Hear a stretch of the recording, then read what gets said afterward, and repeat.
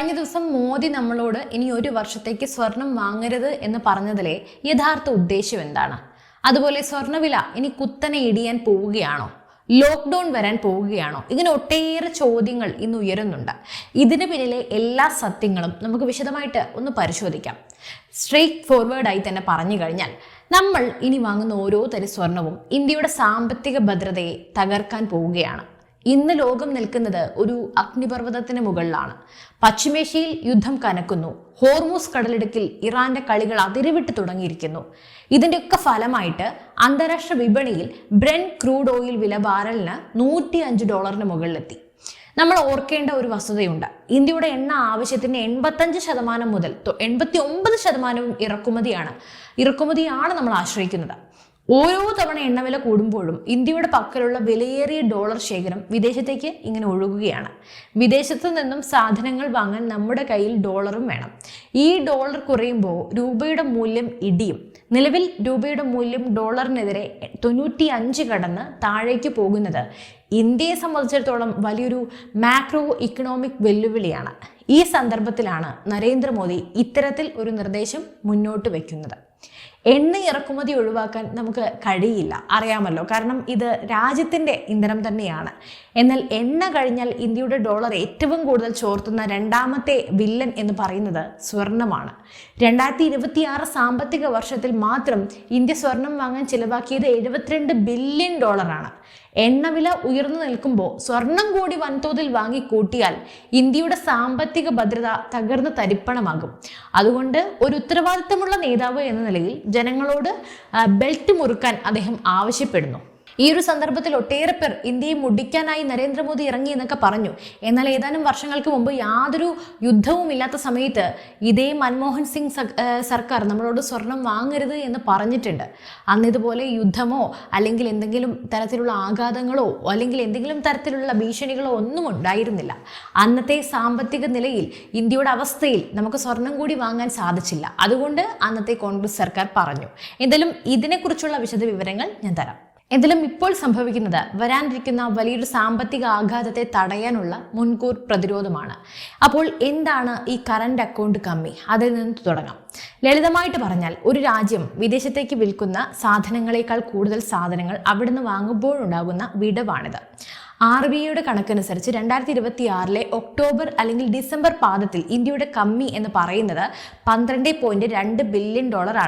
ഇന്ത്യയിലെ സ്വർണ്ണ ഉപഭോഗം വൈകാരികമാണ്. വിവാഹങ്ങൾക്കും ഉത്സവങ്ങൾക്കും നമ്മൾ സ്വർണം വാങ്ങിക്കൂട്ടുന്നു. പൈസ ഇല്ലെങ്കിലും സാധാരണക്കാരന് സ്വർണം വേണം. പക്ഷേ ആഭ്യന്തരമായി സ്വർണം ഉൽപ്പാദിപ്പിക്കാൻ ഇന്ത്യക്ക് കഴിയില്ല. നമ്മൾ വാങ്ങുന്ന ഓരോ ഗ്രാം സ്വർണവും സ്വിറ്റ്സർലൻഡിൽ നിന്നോ ആഫ്രിക്കയിൽ നിന്നോ ഒക്കെ വരണം. ഇതിനുവേണ്ടി നമ്മൾ നമ്മുടെ വിദേശ നാണ്യ ശേഖരത്തിൽ നിന്നാണ് ഡോളർ നൽകുന്നത്. മോദി വിഭാവനം ചെയ്യുന്നത് ആത്മനിർഭർ ഭാരതം എന്നാണ്. നമ്മൾ അതിനുവേണ്ടി കഠിനമായി പണിയെടുത്തുകൊണ്ടിരിക്കുകയാണ്. നമ്മുടെ പണം നമ്മുടെ രാജ്യത്ത് തന്നെ നിൽക്കണം. വിദേശത്തേക്ക് ഒഴുകുന്ന ഈ ഡോളർ പ്രവാഹം തടയാൻ കഴിഞ്ഞാൽ രൂപയുടെ മൂല്യം തിരിച്ചു പിടിക്കാം. അതിന്റെ ഭാഗമായിട്ടാണ് മേക്ക് ഇൻ ഇന്ത്യ ഒക്കെ ഇത്രത്തോളം കണിശമായി മുന്നോട്ട് പോകുന്നത്. രൂപ ശക്തമായാൽ രാജ്യത്ത് പണപ്പെരുപ്പം കുറയും, സാധന വില കുറയും, നമ്മുടെ ജീവിതം കുറച്ചും കൂടി ഈസിയാകും. അതായത് നിങ്ങൾ ഒരു വർഷം സ്വർണം വാങ്ങാതിരുന്നാൽ അതിന്റെ ഗുണം വരുന്നത് നമ്മുടെ തന്നെ നിത്യോപയോഗ സാധനങ്ങളുടെ വില കുറയുന്നതിലൂടെയാണ്.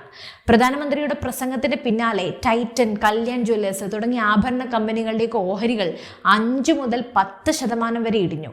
നിക്ഷേപകർ ഇത്ര വേഗത്തിൽ പ്രതികരിക്കാൻ കാരണം എന്താണ്? ആഭരണ കമ്പനികൾക്ക് ലാഭം ലഭിക്കുന്നത് വിവാഹങ്ങളും ഉത്സവങ്ങളും ഒക്കെ ഉള്ളപ്പോഴാണ്. മോദിയുടെ ആഹ്വാനം ജനങ്ങൾ ഏറ്റെടുത്തു കഴിഞ്ഞാൽ കച്ചവടം പകുതിയായിട്ട് കുറയും. ഇത് തിരിച്ചറിഞ്ഞ നിക്ഷേപകർ ഓഹരികളൊക്കെ വിറ്റഴിക്കാൻ തുടങ്ങി. എന്നാൽ ഇവിടെയാണ് ബുദ്ധിയുള്ള നിക്ഷേപകർ ശ്രദ്ധിക്കേണ്ടത്. സ്വർണം ഒരു അസറ്റ് ക്ലാസ് കൂടിയാണ്. അപ്പോൾ ആ നിലയ്ക്ക് അത് സ്ഥിരതയുള്ളതാണ്. പക്ഷേ ആഭരണ ഓഹരികൾ വിപണിയിലെ ധാരണയെ അടിസ്ഥാനമാക്കിയാണ് ചലിക്കുന്നത്.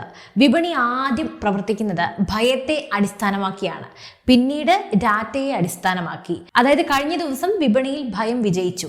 എന്നാൽ ദീർഘകാലാടിസ്ഥാനത്തിൽ നോക്കിയാൽ രാജ്യം സാമ്പത്തികമായി സുരക്ഷിതമാകുന്നത് ഈ ഓഹരികൾക്കും ഗുണകരമാണ്.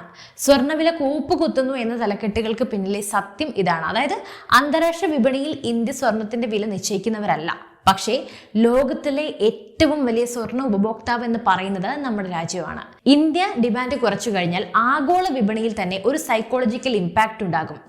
ആക്സിസ് ഡയറക്ടലി അനലിസ്റ്റുകളൊക്കെ പറയുന്നത് ഇന്ത്യയിലെ MCXൽ സ്വർണത്തിന് 1,48,000 രൂപയ്ക്കടുത്ത് ശക്തമായ പിന്തുണയുണ്ട്.